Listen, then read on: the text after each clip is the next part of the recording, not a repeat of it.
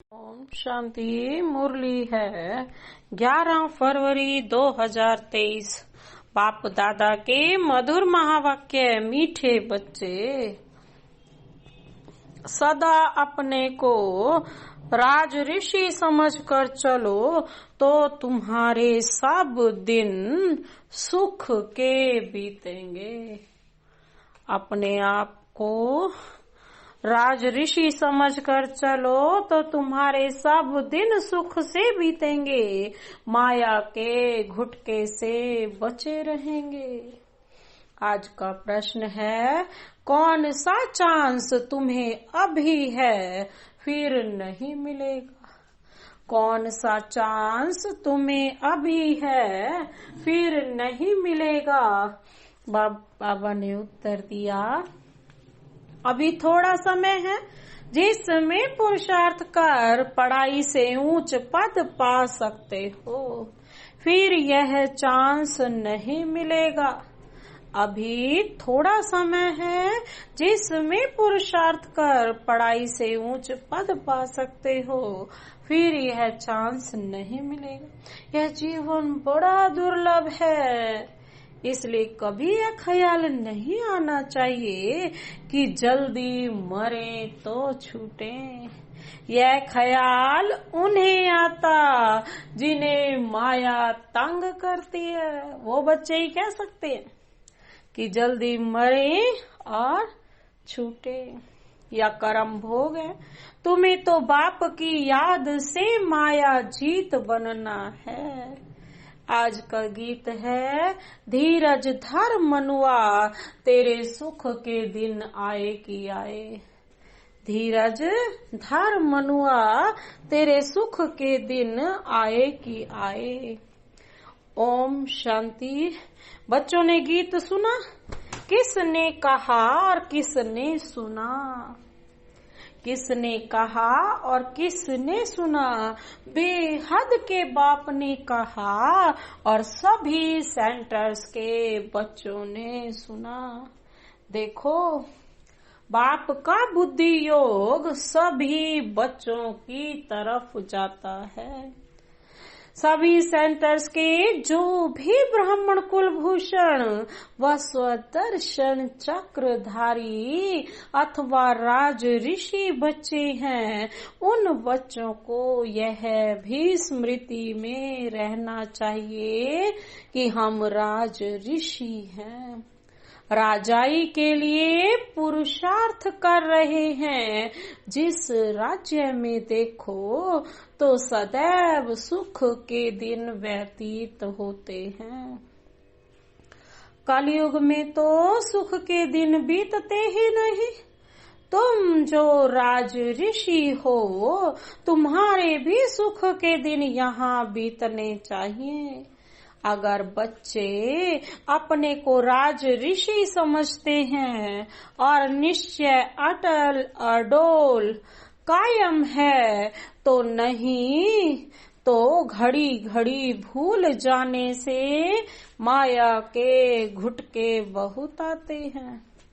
बच्चे जानते हैं कि हम बाप से राजयोग सीख सदा सुख का वर्षा ले रहे हैं, अथवा नर से नारायण बन रहे हैं, सो तो सिवाय परम पिता परमात्मा के कोई बना न सके। परम पिता परमात्मा जब कहा जाता है तो किसी साकार व आकार की तरफ बुद्धि नहीं जाती, क्योंकि परमात्मा ना तो शरीर है परमात्मा का और ना ही कोई, वह तो निराकार बाप है ना। निराकार बाप को ही याद करते हैं। बाप धीरज देते हैं बच्चे, बाकी थोड़ी रोज है। यह कलयुग नरक बदल स्वर्ग होगा। हेवन की स्थापना, हेल का विनाश तो गाया हुआ है। भगवान स्वयं बैठ राजयोग सिखाते हैं। कोई भी मनुष्य चाहे हेल का हो चाहे हेवन का हो, चाहे स्वर्ग का हो चाहे नरक का, राजयोग सिखला न सके। बच्चे जानते हैं हम ब्रह्मा मुख वंशावली, ब्राह्मण कुलभूषण ही स्वदर्शन चक्रधारी हैं। हम आत्माओं को सृष्टि चक्र की नॉलेज है, देवताएं यह नहीं जानते। स्वदर्शन चक्र श्री कृष्ण को व विष्णु को क्यों दिया है? क्योंकि तुम ब्राह्मण अभी संपूर्ण नहीं बने हो, नीचे ऊपर होते रहते हो। यह स्वदर्शन चक्र निशानी है फाइनल की। आज तुम स्वदर्शन चक्र फिराते हो, कल माया से हार खाकर गिर पड़ते हो, तो तुमको अलंकार कैसे दे सकते हैं? स्वदर्शन चक्र तो स्थायी चाहिए, इसीलिए तो विष्णु को दिखाते हैं ना, क्योंकि वो ही पूरे 84 जन्मों की कहानी को जानता है। स्वदर्शन चक्र घुमाता है। जो विष्णुपुरी वाले होते हैं, यह बहुत गुह्य बातें हैं। जहाँ भी विष्णु का मंदिर हो, वहाँ कोई भी स्वदर्शन चक्रधारी का मंदिर हो, वहाँ जाकर तुम समझा सकते हो। बाबा कहते श्री कृष्ण को भी स्वदर्शन चक्र देते हैं। राधे कृष्ण युगल के चित्र में स्वदर्शन चक्र नहीं देते। स्वदर्शन चक्रधारी तो तुम ब्राह्मण कुलभूषण हो, जिनको परम पिता परमात्मा स्वदर्शन चक्रधारी अथवा त्रिकालदर्शी बनाते हैं। वही जब देवता बनते हैं तो उन्हों को त्रिनेत्री त्रिकालदर्शी त्रिलोकी नाथ नहीं कह सकते, क्योंकि अभी तो हम स्वर्ग की सीढ़ी ऊपर चढ़ते हैं। सतयुग से तो सीढ़ी नीचे उतरनी होती है। वहाँ यह ज्ञान होता नहीं, वहाँ यह मालूम होता तो तुम राजाई कर न सको। यही चिंता लग जाए तो अब बाप बच्चों को धीरज देते हैं कि घबराओ मत, माया पर जीत पानी है। माया के तूफान आएंगे जरूर, विघ्न पड़ेंगे, इसका इलाज है योग में रहो। माया योग भी तोड़ेगी, परंतु पुरुषार्थ कर योग में रहना है। जो योग में रहेंगे तो उनकी आयु भी बढ़ेगी।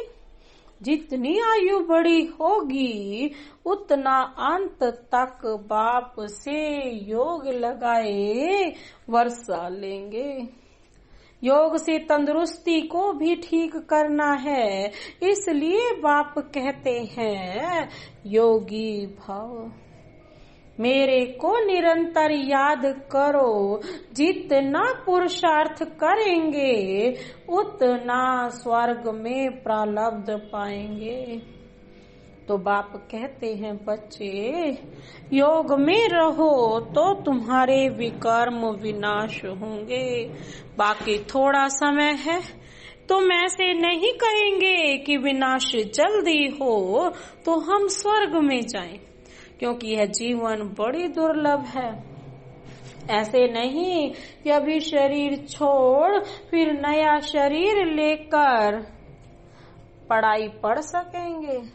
बाल अवस्था में ही होगा तो विनाश आरंभ हो जाएगा।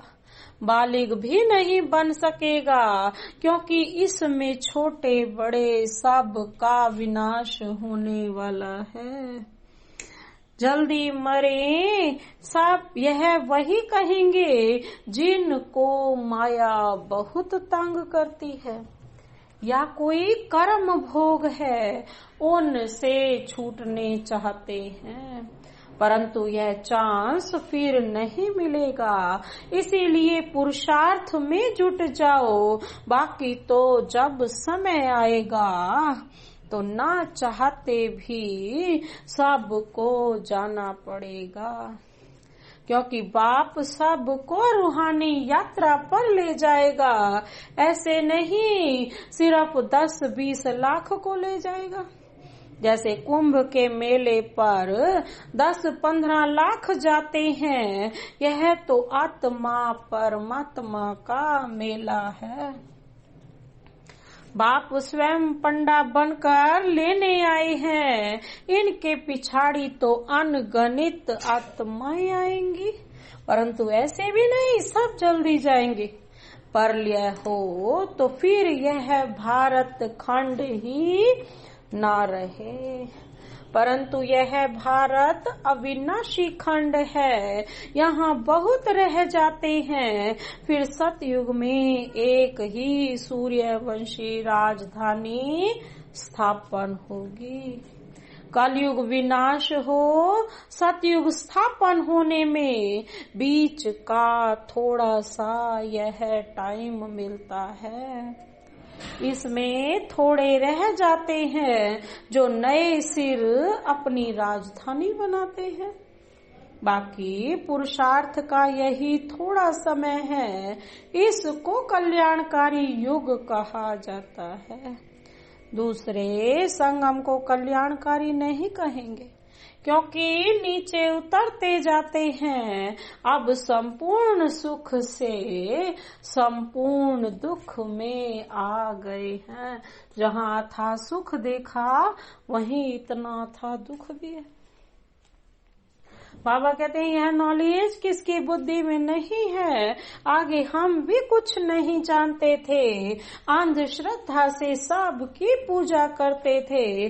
अब तो हर प्रकार की श्रीमत मिलती है। धंधा भी वही करते हैं जो कोई बिरला व्यापारी करे। जैसे हुनर सीखना होता है, यह है मनुष्य को देवता बनाने का हुनर, इस पर ध्यान देना है। बाप रोज अमृत वेले आकर पढ़ाते हैं, तो उस समय बाप के सामने सब सेंटर्स के बच्चे हैं। बाप कहते हैं मैं तुम सभी बच्चों को याद करता हूँ। इसमें माया मुझे कोई विघन नहीं डालती है। तुम बच्चे मुझे घड़ी घड़ी भूल जाते हो, माया तुमको विघन डालती है। कोई लिखते हैं बाबा हम बच्चों को ना भुलाना, परंतु मैं तो कभी नहीं भूलता। मुझे तो सबको वापस ले जाना है। मैं रोज याद प्यार देता हूँ, बच्चों को खजाना भेज देता हूँ, सबको ललकार करता रहता हूँ कि बाप की श्रीमत पर बेहद का वर्षा लेने का पुरुषार्थ करो। इसमें गफलत या बहाना मत करो। कहते हैं कर्म बंधन है, यह तो तुम्हारा है। बाप क्या करे? बाप कहते हैं योग में रहो तो कर्म बंधन कटता जाएगा। तुमसे विकर्म नहीं होंगे, आधा कल्प तुम विकर्मों से छूट जाएंगे। फिर ऊंच पद पाने के लिए सर्विस भी करनी है। मम्मा बाबा कैसे अच्छी रीति समझाते हैं। कोई बच्चे भी अच्छे सर्विस करते हैं। तुमसे कोई पूछे तुम्हारी एम ऑब्जेक्ट क्या है, तो यह कार्ड हाथ में दे दो। उससे सब समझ जाएंगे कि यह किस धंधे में लगे हुए हैं। यह तो बड़े व्यापारी हैं, हर एक की रग देखनी है। सबसे अच्छा है चक्र पर समझाना। कैसा भी आदमी हो, चक्र को देख समझ जाएंगे कि बरोबर यह कलयुग है। अब सतयुग आने वाला है। क्रिश्चियन को भी समझा सकते हो कि यह हेल है। अब हेवन स्थापन होने वाला है, वह तो जरूर हेवनली गॉड फादर ही करेगा।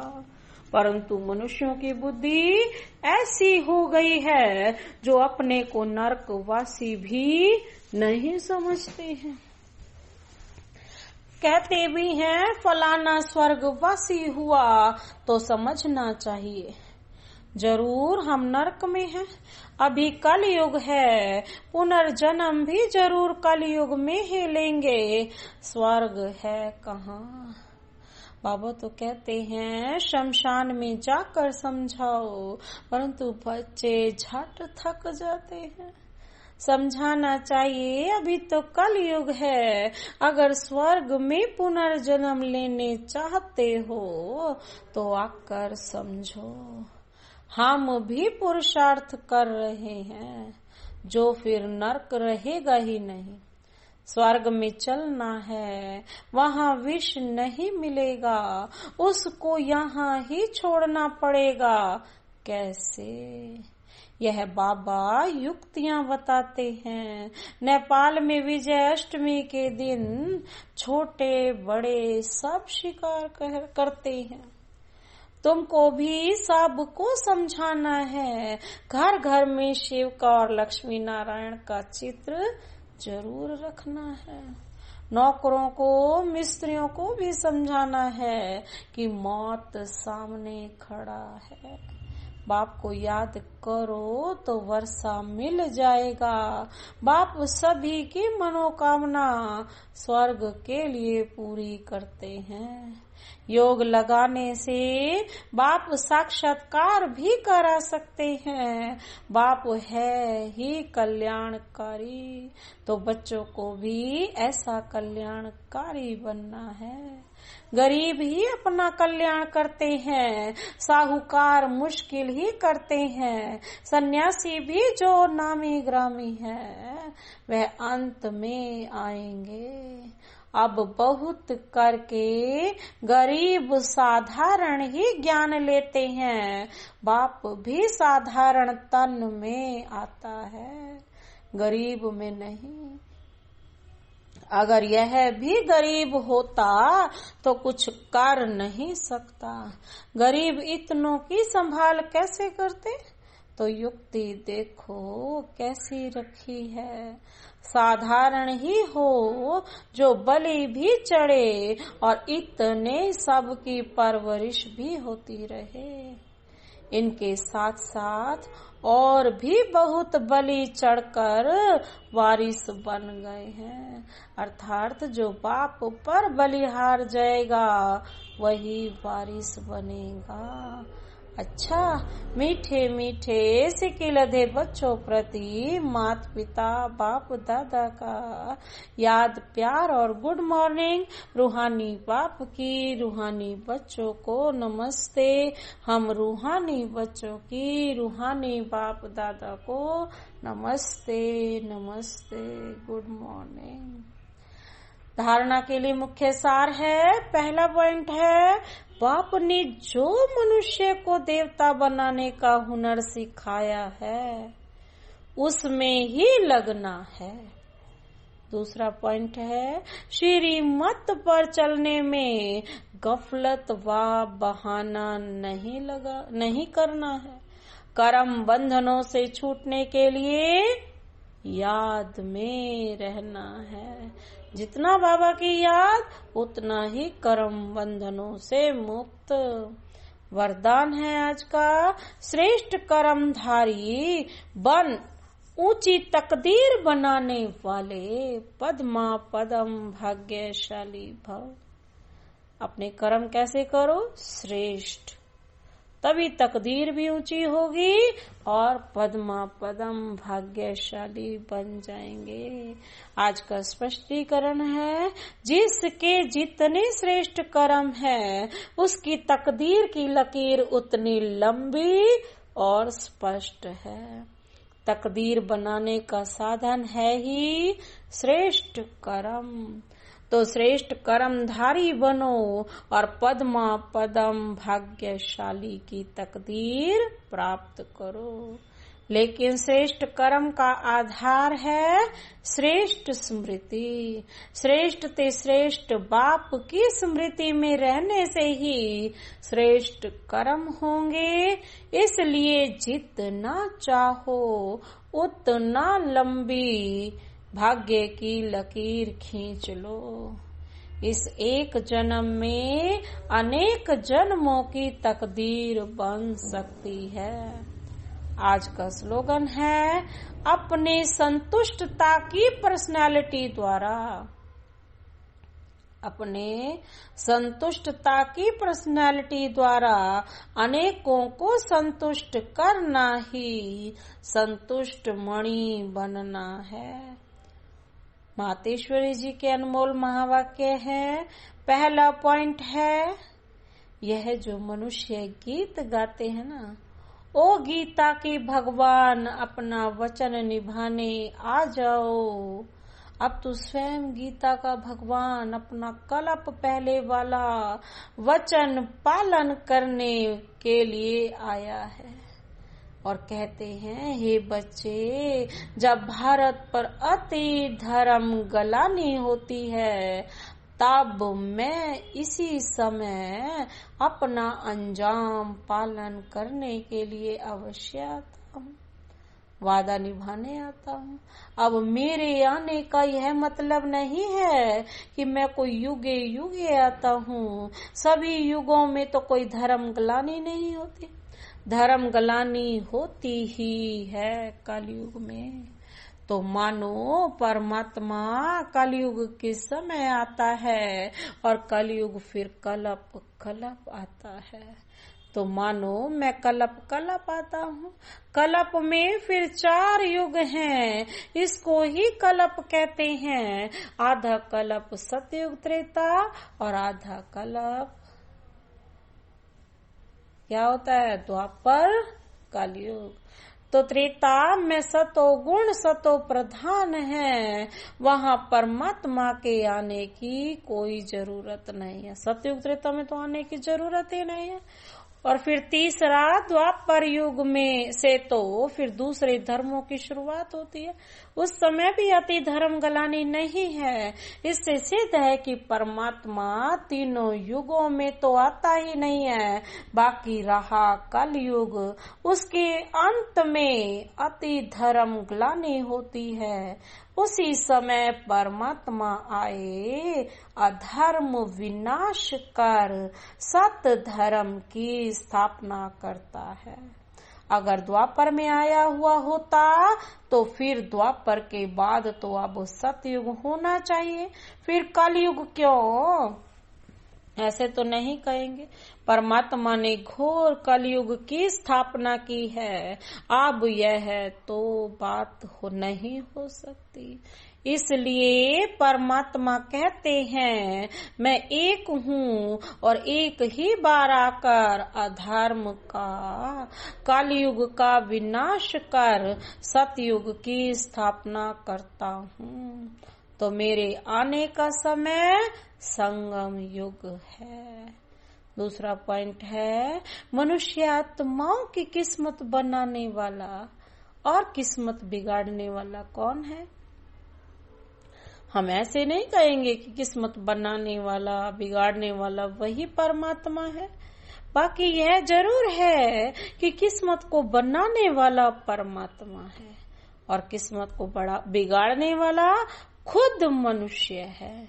अब यह किस्मत बने कैसे और फिर गिरे कैसे, इस पर समझाया जाता है। मनुष्य जब अपने को जानते हैं और पवित्र बनते हैं तो फिर से वो बिगड़ी हुई तकदीर को बना लेते हैं। अब जब हम बिगड़ी हुई तकदीर कहते हैं तो इससे साबित है कोई समय अपनी तकदीर बनी हुई थी जो फिर बिगड़ गई है। अब वही फिर बिगड़ी तकदीर को परमात्मा खुद आकर बनाते हैं। अब कोई कहे परमात्मा खुद तो निराकार है, वो तकदीर को कैसे बनाएगा? इस पर भी समझाया जाता है, निराकार परमात्मा कैसे अपने साकार ब्रह्मा तन द्वारा, अविनाशी नॉलेज द्वारा हमारी बिगड़ी हुई तकदीर को बनाते हैं।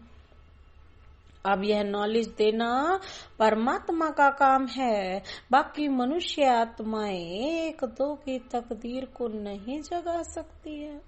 तकदीर को जगाने वाला तो एक ही परमात्मा है, तभी तो उनका यादगार मंदिर कायम है ना, सोमनाथ का मंदिर। अच्छा, ओम शांति।